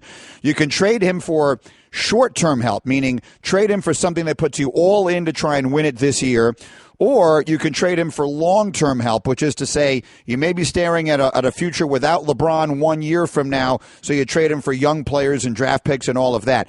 Which do you think they might be most inclined to do? And if you were sitting there, if you were making this decision, which do you think you would be most inclined to do? Well, I mean, when you get this close, I mean, me and my years in the league, and when you're blessed enough to get this close to winning a championship. Now, we know the juggernaut that's on the other side is going to be waiting for years to come in the Warriors. But if you can get this close, to me, you got to go for it. To me, you got to go for it, and you got to try to win. Now, does that mean keeping him and still trying to build out the roster? For me, I would say yeah. I wouldn't put a plug on the kid. Is just too special. You know how men are. Men can have their differences and still be okay at the end of the day. But and they all have a job to do. So to me, you get this close. Those two guys have a wonderful chemistry and synergy out there on the floor. You just try to work through it, and then you just see what happens. I completely agree, and that's exactly the way I voted, that you keep him there, and I hope that's the way it happens as well. If they do want to try and trade him, how much does it hurt trade value when a guy says, I want to be traded, and other teams out there saying, oh, okay, this guy wants to be traded, so if we get a phone call, while we know money has to equal and all that, we can really kind of lowball them talent-wise. Well, of course, you expose yourself. And other teams may, think that you're desperate to make a move, to keep the chemistry together or to please so and so. Like they know that you're desperate, so obviously they're not going to mortgage the entire house on it. Even though he's that kind of player, he's a special player that will command some real garner some real attention. But you lose a little bit of traction when that happens, but not all. He's a special enough player where teams will give up a lot for him. I mean, he's one of our best players in our game. See, I think so, too. Mike and Mike presented by Progressive Insurance. And then all of these people will start throwing numbers at you about numbers when Kyrie was on the floor and LeBron wasn't. And people will point out that he's certainly not an above-average defender or an elite defender by any means. And that's fine. A lot of good offensive players are not necessarily. So you love him, right? Because there are all of a sudden coming out of the woodwork are people who are somewhat critical of Kyrie's overall game and his ability to carry a team as the best player. I'm a big fan of Kyrie's, but I mean, I'm not going to sit here and tell you that, Kyrie doesn't have holes in his game. There are certainly a lot of things that he could be better at. But if you talk about the game on the line and you need a bucket, there are not a lot of guys that are better than Kyrie Irving. Mm-hmm. So I think that he could be better at facilitating and just kind of knowing the game and reading the game and leading, and leading out there and being a defensive presence. Sure, there's a lot of opportunity out there for him to get better. But if he doesn't get better, and this is his ceiling, he's still one of the top players in our game. So, I also stated this, like it confused me because I know in my era and the way that I played and what I played for was only winning. All I cared about was winning. That was the best stat for me. Kyrie has the opportunity to win every single year, not just win big, but win it all. He has the green light on the team. I mean, he's a max player. He's got commercials. He's an all-star. I mean, Game 7 of the NBA Finals 2 years ago, Game 7, you got the best player in the world on your team. The coach calls a timeout with the game on the line. He draws a player for you. You hit the biggest shot maybe in finals history. It's definitely the biggest that I've seen. So as a player, especially as a great player, all you want is a coach and an organization and a fan base that really believes in you, and they're going to give you the opportunity to showcase that talent. Well, he's gotten all of that. Like, he's checked off all of those boxes, and that's why, to me, it's confusing. So that situation is in the air. One concrete situation is that Derrick Rose does sign with Cleveland. Derrick Rose did have some numbers from points to minutes per game that were the best he's had in a few years. But overall, Chauncey, do you think this is, a year deal? We're trying to catch some lightning in a bottle here? Yeah. I'll tell you what. I said this all year long last year. I watched Derrick Rose very closely, and I was very impressed. There's still a lot of juice in Derrick. Derrick had a very good year. Just think of the unhealthy situation and that he was in playing with the Knicks. You bring in this explosive pick and roll point guard, gets in the lane guy to run the triangle offense, which is a no. And he's still, it's toxic every single day. There with all the mellow rumors and all the things that's going on. Very toxic situation, not conducive to, a healthy, good environment. And he still pulls off, to me, a very good season for Derrick Rose and what he was coming in there for. I think he's going to have a big year. I really do. He signed for, obviously, the vet minimum. I think he's going to have a big year because he's playing for a coach that's going to be able to make him look really good. And, he'll be able to get back out there on the free agent market next year and do real well. That's what I believe. Well, it's been a fascinating July, that's for sure. I can't wait to see what August holds. And, Chauncey, it's always our pleasure to catch up with you. Thanks for a few minutes today. Enjoy the rest of the summer. Thanks, Chauncey. All right, guys. Y'all take care now. You're listening to the best of Mike and Mike. All right, we will have Nick Saban joining us momentarily here. He's on his way up to ESPN, where I just saw his interview schedule. He's going to be, my goodness, he is going to be literally everywhere coming up today. Yeah. That's what happens when you're there. We showed on TV like a nice piece he did with Marcus Spears, and in it he was talking about how he goes fly fishing for the trout. And I'm always fascinated by that, like different people and what they like to do with their downtime. What would you say is the number one hobby of active, busy people to go do on a vacation? I tell you what I did. I fished. After a football season, I would finish, and Chris's dad, Ken Hansen, God rest his soul, at the end of a season when I was like the sorest, and my whole body was sore, we would usually go down the floor or somewhere and we would fish. And we would do bass fishing, and it wouldn't be, a lot of times I'll do the trolling motor and you cast, you're looking for spots, but I'd be so kind of sore and I didn't feel like doing all that. So we'd do shiner fishing, put a shiner on the hook, you put a balloon. You don't have to tell me. Well, I know. But explain for the audience. Shiner's a little fish. Put it on a hook, you put a balloon on the line like a bobber, and you just kind of throw it out there, and you sit there and you drink some beers, and you wait for the balloon to go down. Unfortunately, you see the balloon run a lot of time because the gar are taking the shiner instead of the bass, as you well know. When the gar takes the shiner, that's really a bad. It really is. It really is. That's when the balloon's going across top. When your balloon goes down, you got yourself a bass and reel one in, as you know. As you know all of this. And have done so many times. Right. But just yesterday. To me, it was fishing. I know a lot of NFL players do love to fish.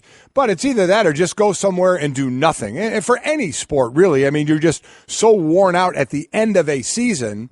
That depends on where you are. You have family, you have kids, you're going to go somewhere, you're going to lay by a pool, by a beach, just hang out a little bit. But for me, right after season, I definitely enjoyed that. Yeah, because I always wonder that with golfers. Like my answer to that question is I go play golf on my vacation. What do golfers do? Golfers like to fish. On vacation. I used to actually put a fishing pole in my bag when I go play at some of these charity tournaments that have great lakes on the course.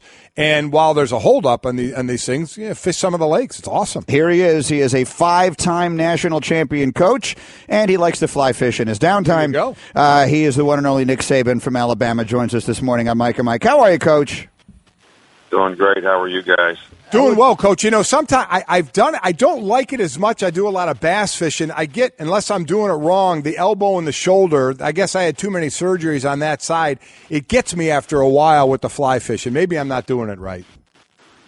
Well, it's a lot of fun. I like it because it keeps you active. But, we like to fish down at Boca Grande where we go. We tarpon fish, we snook fish. So between playing golf and fishing, I think that's some of the best things you can do to relax in the off season. Couldn't agree more. Yeah, absolutely. So, and between the two of us, we both do that. Golan fishes and I play golf. So it works out fine. I'm curious, as you begin another season, and I've got all these stats in front of me, you're a heavy favorite in 10 of 12 games and favorite in all of them.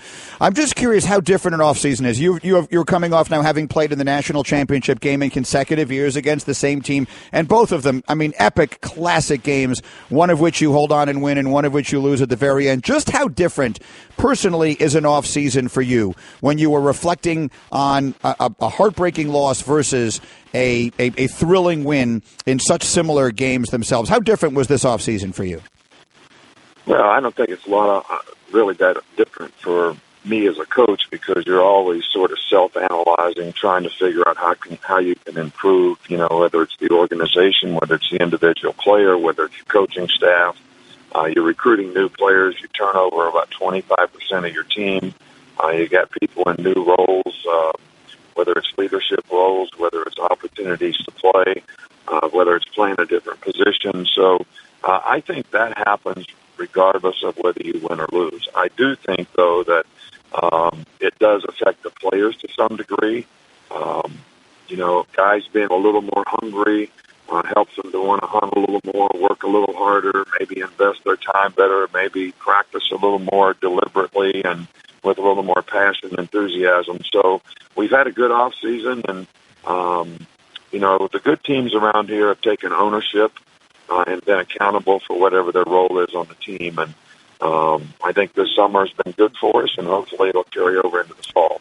Overall, Coach, when kids play Little League football, you never know what a kid's going to turn into. He could change in size and shape. He could be one position one and the next another year, even through high school a bit. When they get to your level and the type of guys you get, and I coached the Under Armour high school game this year, and I saw some of your recruits from Dylan Moses, Alex Leatherwood, and just some of the great players that you get each year. By that level, even though they're not full-grown men just yet, by a year or two into their time with you, do you pretty much have a handle on what you have from these guys? Well, I think every guy's a little different in how they develop. And I think a lot of it has with their maturity, their ability to learn, their ability to stay focused. Most guys have a little bit of an issue with, when the intensity level goes up a little bit in terms of the learning curve, the meetings, taking it to the field. Some guys have to learn how to do that, and some guys do it a little more quickly than others. But we know the critical factors that we look for in players, and when we get guys that have those, and some of the guys you mentioned certainly have those, we want to try to develop those guys to be the best players that they can be as fast as they can be. And I don't think there's any real timetable. Some guys play great when they're freshmen. Some guys develop into really good players in their second or third year. So you got to take each guy as an individual and coach them relative to what you need to do to help them be the best they can be. Mike and Nick Saban, coach of Alabama. College football, a sport without a preseason. And for the last several years, and this year is no different, you open with a huge game opening against Florida State. We had Jimbo in here yesterday talking about it. What does a game like that do for you? What does it do for your team, for your preparation and everything else to have that huge opponent looming out there for you in your very first game in a neutral site? Well, first of all, they have a great program. They've got a great team. They've got a lot of really good returning players, and Jimbo's done a fantastic job there. So it is every bit the challenge that you say it is. And I think it does things that affect your off season. I think your players are more focused. They work a little harder. They prepare a little better. They understand the challenge of the first game, and they're not really looking past that because it is such a huge challenge for them. I think it helps your fall camp in terms of your preparation. And certainly when you play the game, you really find out very quickly where you are as a team and some of the things that you need to work on because you're playing against some really good competition. So there's a lot to be said for that. I kind of enjoy playing in these kind of games. The challenges of them are great. And I think it prepares you really well for some of the tough games you have in your conference down the road as well. And along those lines, we asked Jimbo about his quarterback in Francois, about the next step for him, and I'll ask you about Jalen Hurts' plays last year. We all saw the potential of what he has. For him from last year to this year, in your estimation, where's the biggest jump in improvement you need to see out of him? Well, I think the goal in the offseason for Jalen was all about becoming a more efficient and effective, consistent passer. And that's not that he couldn't do it a year ago. I think we were a little hesitant and a little risk-averse in how we tried to develop him and what we asked him to do in that role. And he certainly did a fantastic job for us and made a lot of plays in a lot of ways. But that's the one thing in this offseason that if we could create a little more balance by being a little more efficient in the passing game, I think that would help us be a better offensive team. And final one from me, Coach. Again, Nick Saban with us, coach of Alabama, on his way up here to ESPN. He'll do a bunch of interviews here today. The expectations are so overwhelming on your program now, year in and year out. Can you give us a way that actually manifests itself? Like, how do you feel the weight of those expectations where anytime you lose a game, it is extraordinary news and something that no one expects? How do you feel those expectations?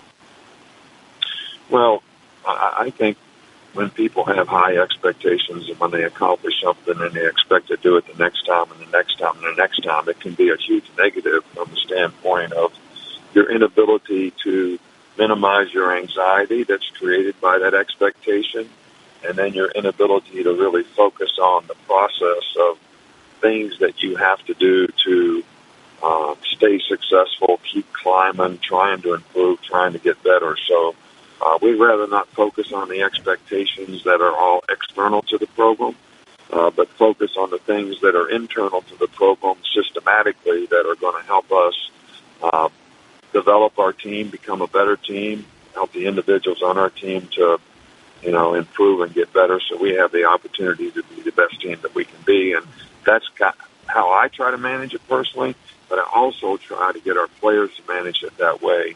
And not to focus on the expectation, but focus on what you have to do to be able to accomplish the things that you're capable of accomplishing. Well, as the fly fishing rod gets put away and the whistle comes out, we look forward to another great season from you and your team, Coach. We look forward to talking to you down the way. We appreciate your time. Thanks, Coach. Thanks. Well, good. Thank you, guys. Enjoyed it. It's Nick Saban with us, head coach, Alabama. 5 national championships. That's as many as all the rest of the coaches in Division I have combined. Urban won 1, Jimbo won 1, Dabo won 1. That's it. They're the only active coaches to have won. I should say Urban won 3, Dabo won 1, and Jimbo won 1. That adds up to 5. That's how many Nick has. And it really, you talk about expectations. When you go there, even the young men who commit to these big schools now, they know where they're going and they know the expectation. So as I mentioned, the couple of players that I coach in this Under Armour game, from a Dylan Moses, a linebacker, Alex Leatherwood, a offensive lineman, and there was a great wide receiver. I think it was Jerry Jeudy, one of the a wide receiver. When you see these guys and see the physical specimens that I saw there of guys going to Bama or Clemson or any of the other schools out there, they know the expectations. And then what Nick Saban does at practice, in the competition at practice, and how he works it to, you have to focus so hard in practice, you basically don't worry about the expectations. That's born of what goes on in practice, that you get through that to the point where you're not making the mistakes so you can realize those expectations after you go through the grueling practices you go through. How about this for a stat Hembo just sent me? Alabama has been ranked number 1 in the AP poll at some point in each of the last 9 seasons. 9 seasons consecutively. Like I've said it before, it doesn't make any difference whether you love him, hate him, root for him, root against him. He's the best coach in college football history. He's number 1. He has the best program, and when you take everything into account, the number 1 program in the history of college football, based upon the landscape of the sport now and what it was when the other coaches who you might put in that discussion were doing their thing. This has been the Best of Mike and Mike. Now you can subscribe to the Best of Mike and Mike in the Listen tab of the ESPN app. This is the Best of Mike and Mike podcast.